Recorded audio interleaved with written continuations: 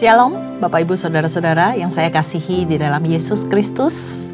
Hari ini kita akan sama-sama mendapat berkat dari Daniel 10 dengan judul perikop penglihatan Daniel di tepi sungai Tigris. Sebelum kita masuk saudara-saudara dalam Bible study ini, mari kita persiapkan hati dan pikiran kita untuk boleh ditaburi oleh firman Tuhan.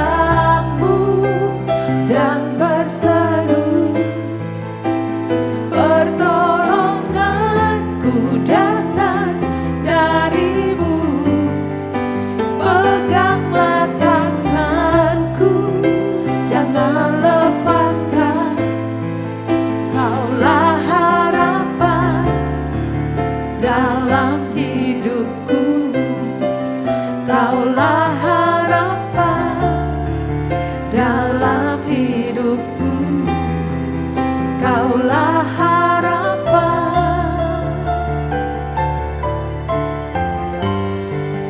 dalam hidupku. Kaulah harapan kami Tuhan, Kaulah kekuatan kami, Yesus Tuhan. Kami berharap padamu Yesus, biarlah bayanamu, biarlah basane, jangan bayanamu, biarlah bala-balamu, biarlah bayanamu,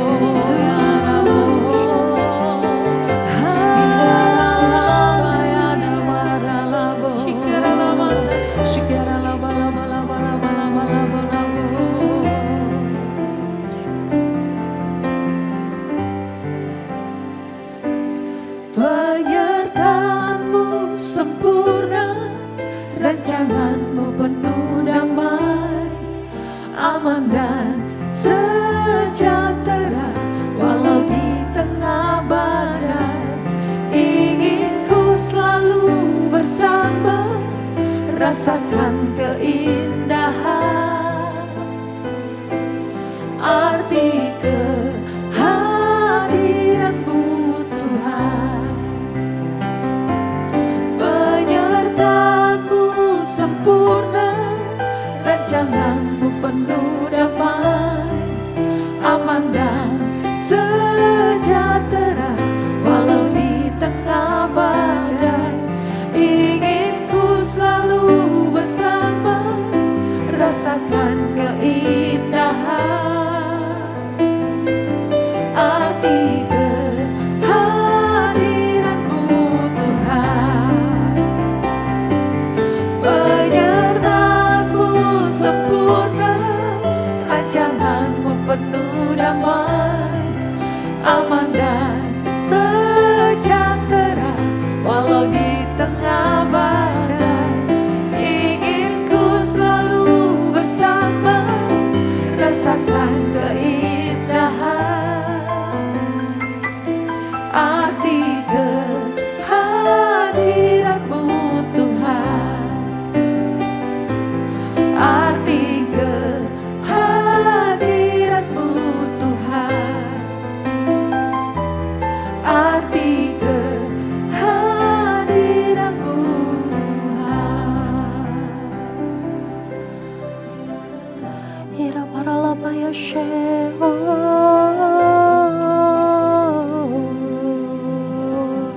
ira palabaya shekeri. Terima kasih ya Tuhan untuk segala penyertaan-Mu di dalam kehidupan kami, sehingga kami boleh ada sebagaimana kami ada hari ini. Kami tahu Tuhan, di sebagian kami ada yang mengalami hal-hal yang tidak baik yang terjadi, tetapi kami percaya Engkau mendatangkan segala kebaikan setelah kami berhasil mengerti dan memahami segala sesuatunya. Kami akan memperoleh apa yang Tuhan maksud di dalam kehidupan kami. Demikian juga ya Tuhan buat setiap kami, supaya kami bisa mengerti ketika kami diberi anugerah Tuhan untuk menjalankan tugas kami, hidup kami, kewajiban kami, biar kami menjalaninya dengan hidup takut akan Tuhan dan senantiasa hanya berharap dan mengandalkan Tuhan di sepanjang kehidupan kami. Hari ini Tuhan, kami datang untuk kembali kami mengikuti Bible Study. Kami percaya melalui Bible Study ini, pembacaan firman Tuhan dan penjelasannya, kami boleh Tuhan semakin diperkaya di dalam Engkau, semakin bertumbuh secara kerohanian, dan bukan hanya untuk kami saja Tuhan, melainkan kami bisa menjadi berkat dimanapun kami berada. Terima kasih ya Tuhan, Roh Kudus yang menaungi setiap kami, berbicaralah ya Tuhan, dan kami siap mendengar dalam nama Tuhan Yesus. Amin. Baik saudara-saudara, kita masuk di dalam Daniel 10, dan Daniel ini akan berakhir pada pasal yang ke-12. Sementara di Daniel 10 ini merupakan prolog saudara-saudara. Awal dari pasal 11 dan 12 itu sebagai sambungannya. Daniel menerima sebuah pesan Tuhan kembali melalui sebuah penglihatan. Jadi Daniel ini begitu luar biasa. Gak gampang ketika mendapat sebuah penglihatan itu, sebuah vision dari Tuhan itu gak mudah. Baik buat Daniel, bagaimana dia bisa melihat, kemudian bagaimana dia bisa mengerti, memahami apa yang dia lihat. Dan Daniel benar-benar mau dipakai sama Tuhan. Bukan sesuatu yang mudah, tapi Daniel mau mengorbankan dirinya untuk hal itu. Kita baca di dalam ayat yang pertama. Pada tahun ketiga pemerintahan Kores, raja orang Persia, suatu firman dinyatakan kepada Daniel yang diberi nama Belteshazzar. Firman itu benar dan mengenai perang yang besar. Ia memahami firman itu dan pemahamannya itu diperoleh dalam penglihatan. Sebelumnya saya kasih tahu saudara-saudara, saya menggunakan Alkitab terjemahan baru 2. Mungkin ada beberapa bapak ibu yang mempertanyakan kok berbeda dengan Alkitab saya. Ada beberapa kata saja yang berbeda, tetapi intinya sama karena Alkitab yang baru ini terjemahan 2 sudah direvisi dengan kata-kata yang lebih mudah untuk dimengerti. Nah, kita balik tadi di pasal yang pertama ada beberapa kata yang berbeda dengan yang terjemahan lama, saudara-saudara. Dikatakan kesusahan yang besar, akan terjadi kesusahan yang besar. Kalau dalam bahasa Ibraninya itu disebut sebagai sebuah kata Vetsaba Gadol, yang artinya perang yang lama. Nah, kalau yang di dalam terjemahan baru 2 ini dikatakan mengenai perang yang besar gitu. Yang kedua, saudara-saudara, pada waktu itu aku Daniel berkabung selama 3 minggu. 3 minggu, 21 hari. Jadi dalam Daniel yang ke-10 ini disampaikan tentang cara puasa Daniel selama 3 minggu penuh. Diistilahkan berkabung. 3 minggu penuh dia menghindari apa yang menurut manusia itu nikmat. Jadi selama berkabung itu saudara-saudara, Daniel melakukan puasa. Daniel mengkhususkan dirinya untuk berdoa. Nah, pada masa ini Daniel itu sudah masuk di dalam usia tua, yaitu sekitar 86 tahun saudara-saudara. Jadi sepertinya dia sudah mulai terlihat lemah, sudah mulai mengalami kemunduran. Untuk itu dia tidak menjalani puasanya secara total. Maka dia hanya membatasi dengan berpantang. Berpantang terhadap apa? Makanan-makanan yang lezat, minuman yang mungkin nikmat yang biasanya dinikmati oleh mereka yang ada di dalam istana kerajaan atau tempat di mana Daniel ada. Tapi Daniel hanya memakan makanan yang secukupnya. Makanan yang biasa tapi cukup membuat dirinya sehat. Dan dikatakan dia tidak berurap. Berurap ini adalah bagaimana tanda orang ketika dia sedang berkabung.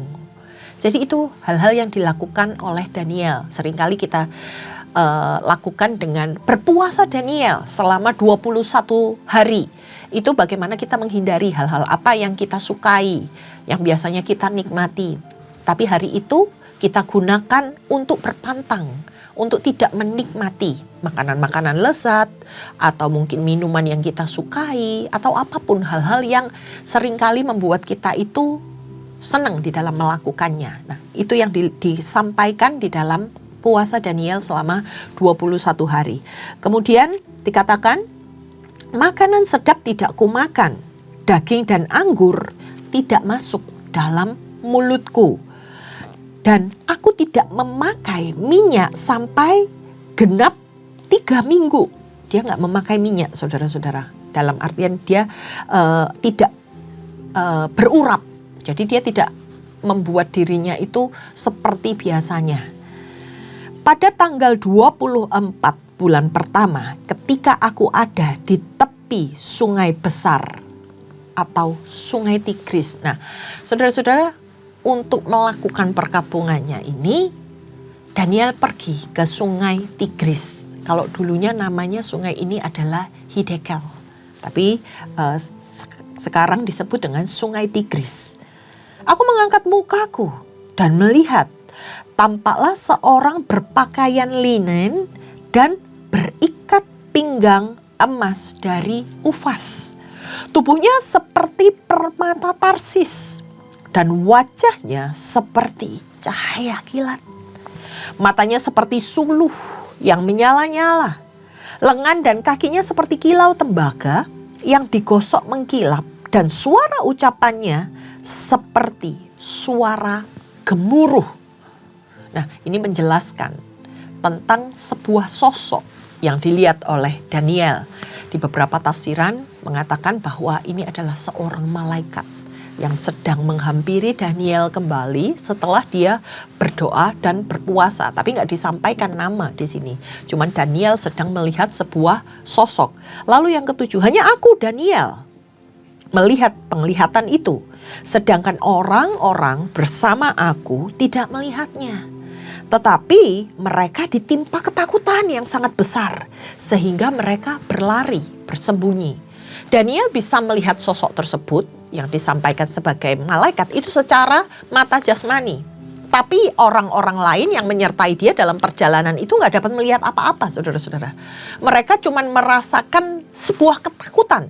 Sehingga mereka lari dan bersembunyi, menghindari dari apa yang mereka rasakan pada waktu itu. Kemudian di ayat yang ke-8, demikianlah aku tinggal seorang diri, kata Daniel. Ketika aku melihat penglihatan yang besar itu, kekuatanku hilang, lemes, saudara-saudara. Mukaku pucat pasi dan tidak ada lagi kekuatan padaku. Lalu ku dengar suara ucapannya, dan ketika aku mendengar suara ucapannya itu, aku jatuh pingsan, tertelungkup dengan mukaku ke tanah. Nah, saudara-saudara, ketika Daniel melihat penampakan tersebut, penglihatan tersebut, dia sampai lemes, saudara-saudara. Gak kuat berdiri, dia gak punya kekuatan lagi. Bahkan ketika malaikat itu memperdengarkan suaranya, Daniel pingsan. Ini menggambarkan apa? Begitu dahsyatnya penglihatan yang dilihat oleh Daniel dan apa yang disampaikan di dalam pendengaran Daniel sehingga dia sampai pingsan. Perhatikan saudara-saudara, sama seperti ketika Saulus dalam perjalanannya ke Damsyik untuk menangkap orang-orang kudus dan membunuh mereka. Ketika itu tiba-tiba dia bertemu dengan cahaya yang memancar dari langit kemudian mengelilingi dia. Saulus juga sama, waktu itu dia gak kuat, dia rebah ke tanah. Dia mendengar suara itu, tapi orang-orang di sekitarnya juga nggak mendengar. Nah, ini kejadiannya sama ya saudara-saudara dengan apa yang dialami oleh Daniel. Kemudian kita lanjutkan di ayat yang ke-10. Tetapi ada tangan menyentuh aku dan membuat aku gemetar pada lutut dan tanganku. Katanya kepadaku, Daniel, engkau orang yang kukasihi. Camkanlah firman yang kukatakan kepadamu dan berdirilah pada kakimu. Sebab sekarang aku diutus kepadamu. Ketika hal itu dikatakannya kepadaku, berdirilah aku dengan gemetar. Lalu malaikat itu membangunkan Daniel. Dia meminta Daniel untuk bisa berdiri. Walaupun dikatakan gemeteran. Nah, perhatikan saudara-saudara. Begitu dahsyatnya penglihatan ini sampai Daniel yang biasanya bisa berdiri tegak di hadapan raja-raja hebat manapun pada masa itu. Ketika dia dimasukkan ke dalam kandang singa, dia pun gak gentar saudara-saudara. Tapi ketika Daniel itu ketemu sama sosok yang dikatakan sebagai malaikat Tuhan ini dalam penglihatannya, Daniel lemes sampai pingsan. Itu memperlihatkan bagaimana dahsyatnya kuasa Tuhan. Di ayat yang ke-12. Lalu katanya kepadaku, janganlah takut Daniel. Sebab sejak hari pertama engkau berniat untuk mendapat pengertian dan untuk merendahkan dirimu di hadapan Allahmu. Perkataanmu telah didengar. Aku datang karena perkataanmu itu. Perhatikan, sesuatu yang kita katakan di dalam Tuhan. Dinyatakan di dalam ayat ini saudara-saudara, maksud kedatangan dari malaikat ini adalah sesuai dengan apa yang didoakan, apa yang dikatakan oleh Daniel dan Tuhan memberikan jawaban. Nah, dari sini kita bisa melihat bagaimana ketika kita memperkatakan sesuatu di dalam doa kita. Ketika kita benar-benar berpuasa seperti yang dilakukan Daniel dengan merendahkan hatinya di hadapan Tuhan. Perkataan itu melalui doa-doamu begitu besar kuasanya. Sehingga Tuhan mengutus malaikat yang dipercayainya untuk datang menjumpai Daniel. Untuk menjawab setiap doa-doanya. Di ayat yang ke-13, pemimpin kerajaan orang Persia berdiri menentang aku selama 21 hari. Saya ulangi saudara-saudara, pemimpin kerajaan orang Persia yang berkuasa pada waktu itu berdiri menentang aku, menentang sosok malaikat ini selama 21 hari. Kemudian Mikael, seorang dari para pemimpin terkemuka, datang menolong aku. Dan aku meninggalkan dia di sana berhadapan dengan raja-raja orang Persia.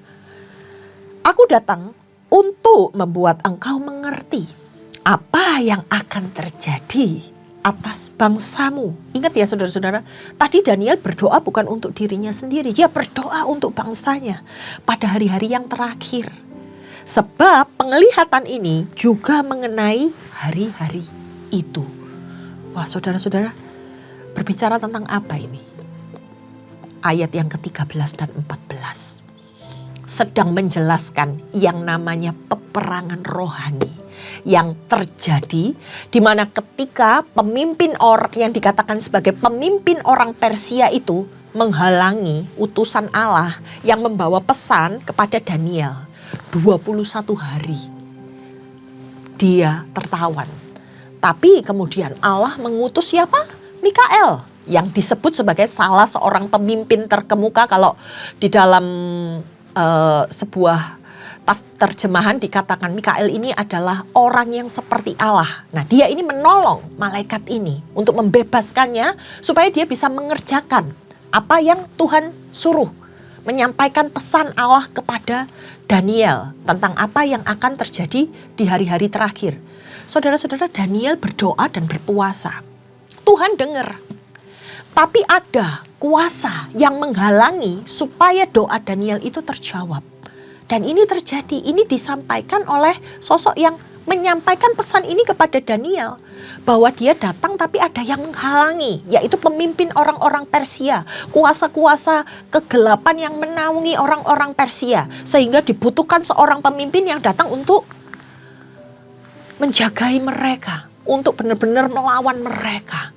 Ini adalah sebuah peperangan rohani. Ketika Anda berdoa dengan sungguh-sungguh, ketika Anda melakukan suatu hubungan dengan Tuhan, ada pergerakan saudara-saudara yang terjadi. Jadi di sini sedang disampaikan apa yang terjadi ketika Anda menaikkan doa-doa Anda di hadapan Tuhan. Di selanjutnya ayat yang ke-15 kita baca. Ketika ia mengatakan hal itu kepadaku, aku menundukkan mukaku ke tanah dan terkeluh. Tapi seorang yang menyerupai manusia itu menyentuh bibirku. Aku pun membuka mulutku. Dia menyentuh dan Daniel bisa membuka mulutnya dan mulai berbicara. Ketika kepada yang berdiri di hadapanku, kataku kepada yang berdiri di depanku itu, Tuanku, karena penglihatan itu, aku ditimpa rasa sakit dan tidak mempunyai kekuatan lagi. Bagaimana mungkin aku, hamba Tuhan ini, dapat berbicara dengan Tuanku? Bukankah tidak ada lagi kekuatan padaku dan tidak tersisa lagi nafas padaku? Lalu dia yang rupanya seperti manusia itu menyentuh aku lagi dan memberiku kekuatan. Reaksi Daniel ketika mendengar perkataan yang disampaikan oleh sosok yang dipanggil sebagai Tuanku. Daniel itu sampai tertunduk dan delosor, saudara-saudara. Dia nggak bisa berbicara apapun karena hadirat Tuhan yang kuat yang dia rasakan. Bahkan dia dikatakan menundukkan mukanya sampai ke tanah. Dia menyampaikan karena penglihatan yang dia lihat hari itu sungguh sangat luar biasa. sampai dia tidak bisa berkata apa-apa. Ini juga terjadi saudara-saudara ketika Zakaria, ayah dari Yohanes Pembaptis, ketemu sama salah seorang malaikat yang menyampaikan pesan padanya tentang istrinya akan mengandung dan melahirkan seorang anak. Zakaria waktu itu juga gak bisa berbicara selama beberapa waktu. Nah, di ayat yang ke-19, ia berkata, "Hai engkau yang dikasihinya, janganlah takut, sejahteralah engkau, jadilah kuat." Ya, jadilah kuat. Sementara ia berbicara kepada aku merasa kuat lagi dan berkata, "Berbicaralah kiranya ya Tuanku, sebab Engkau telah memberiku kekuatan." Lalu katanya, "Tahukah engkau mengapa aku datang kepadamu? Sebentar lagi aku kembali untuk berperang melawan pemimpin Persia. Dan sesudah aku selesai dengan dia, pemimpin orang Yunani akan datang. Namun aku akan memberitahukan kepadamu apa yang tercantum dalam kitab kebenaran. Tidak ada satupun yang berpihak padaku melawan mereka, kecuali Mikael, pemimpinmu itu." Nah saudara-saudara, mungkin selama ini kita hanya melihat peperangan yang kelihatan di depan mata kita. Kita hanya mendengar sesuatu yang terjadi di alam nyata.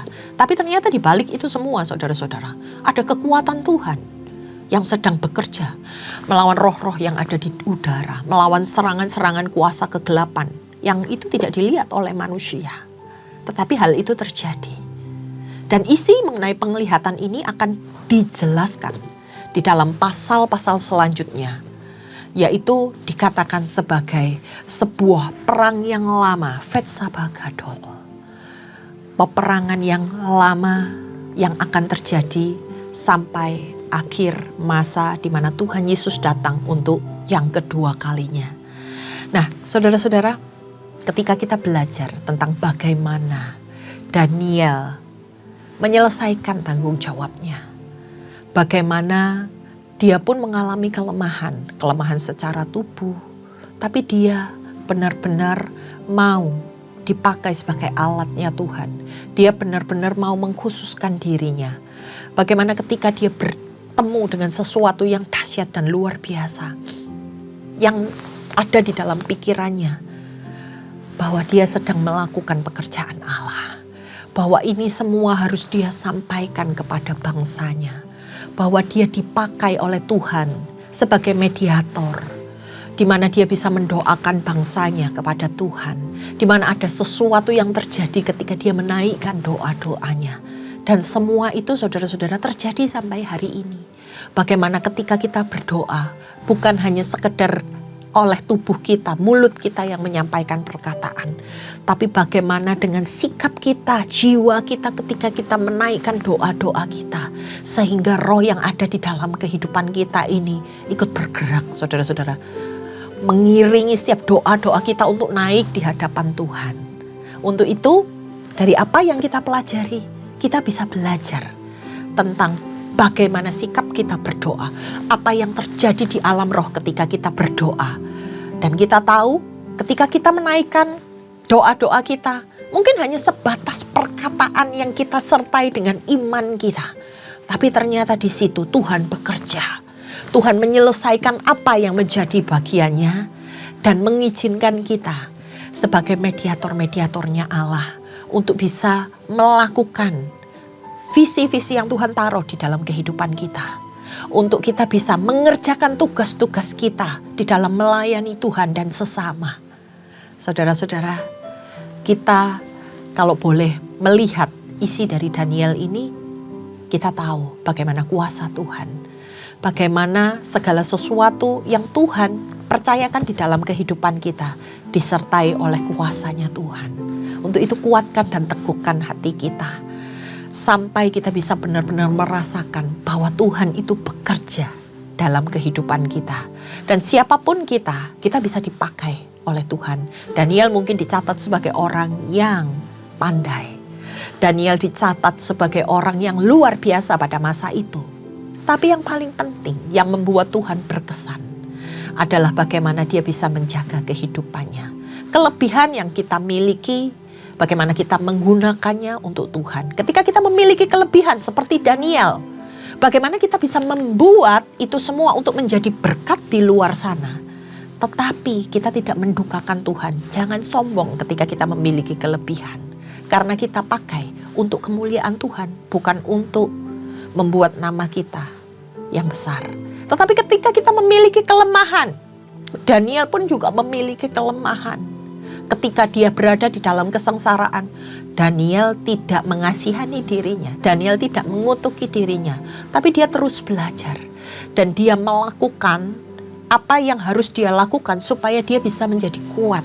Kelemahannya tidak menghalangi dia untuk dia bisa melakukan yang terbaik bagi Tuhan. Demikian saudara-saudara, bagaimana di dalam kehidupan ini saya dan saudara harus benar-benar bisa dipakai sebagai prajurit-prajurit Kristus di akhir zaman. Masanya akan tiba, walaupun kita tidak tahu kapan waktunya, tapi percaya kita ini dipercaya oleh Tuhan untuk menjadi agen-agennya Tuhan, untuk menyelesaikan misi Tuhan di muka bumi ini. Demikian yang bisa saya sampaikan dan kiranya kita semua diberkati, dan saya ingin berdoa bagi setiap kita. Tuhan, terima kasih sudah menyingkapkan sebuah rahasia yang luar biasa buat setiap kami. Kiranya apa yang kami terima hari ini Tuhan, menjadi sebuah pewahyuan yang dapat kami lakukan dalam hidup kami dan pelayanan kami. Kami minta ampun ya Tuhan. Saya minta ampun, hamba-Mu minta ampun. Dengan apa yang mungkin hamba lakukan, kami lakukan ya Bapa. Yang mungkin mendukakan hati-Mu. Tapi hari ini kami percaya ketika kami mau mengakui dosa-dosa kami di hadapan-Mu, kami mau dimurnikan di dalam Engkau Tuhan. Kekuatan yang daripada-Mu itu menaungi setiap kami. Sehingga kami boleh berdoa Tuhan bagi kehidupan orang-orang yang Tuhan taruh di sekitar kami. Bagi gereja-Mu Tuhan yang hari-hari ini Tuhan sedang mengalami segala apapun ya Tuhan. Mungkin itu kesulitan. Mungkin itu banyak ditinggalkan oleh orang-orang. Mungkin itu perlu sesuatu yang datangnya dari Tuhan untuk membuat kami refresh kembali Tuhan. Mari Tuhan, Engkau bekerja melalui gereja-Mu. Supaya gereja-Mu Tuhan bisa membawa setiap umat-Mu untuk berbalik dari jalan-jalannya yang jahat. Membawa setiap kami umat-Mu untuk bertemu muka dengan Tuhan. Membawa kasih yang mula-mula itu terjadi dalam hidup kami Tuhan. Bahkan gereja-Mu Tuhan di akhir zaman ini bisa menjangkau jiwa-jiwa untuk kemuliaan nama-Mu. Untuk mereka boleh dimenangkan di dalam Engkau ya Bapa.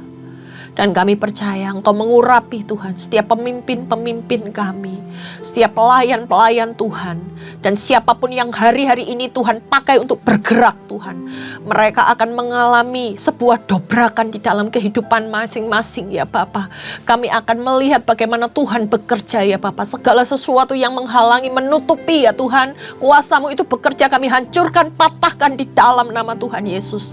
Hari ini kami belajar bagaimana Daniel menerima kuasa yang luar biasa yang daripada Tuhan. Ketika kuasa-Mu itu bekerja di dalam peperangan rohani ya Bapak. Kami percaya hari-hari ini Tuhan, Engkau pun bekerja melalui setiap kami ya Bapak. Terima kasih ya Tuhan kalau Engkau sudah menyiapkan setiap kami untuk bisa dipakai oleh Tuhan. Ini kami Tuhan, utuslah kami. Dan kami mau melakukan apa yang menjadi bagian kami. Kami serahkan Tuhan seluruh kehidupan kami, tutup bungkus setiap anak-anak-Mu, hamba-hamba-Mu ya Bapa, setiap pemimpin-pemimpin kami, supaya kami melakukan apa yang benar di hadapan-Mu. Hanya di dalam nama Tuhan Yesus, setiap yang percaya katakan amin. Terima kasih saudara-saudara. Sampai bertemu kembali di Bible Study selanjutnya. Tuhan Yesus memberkati.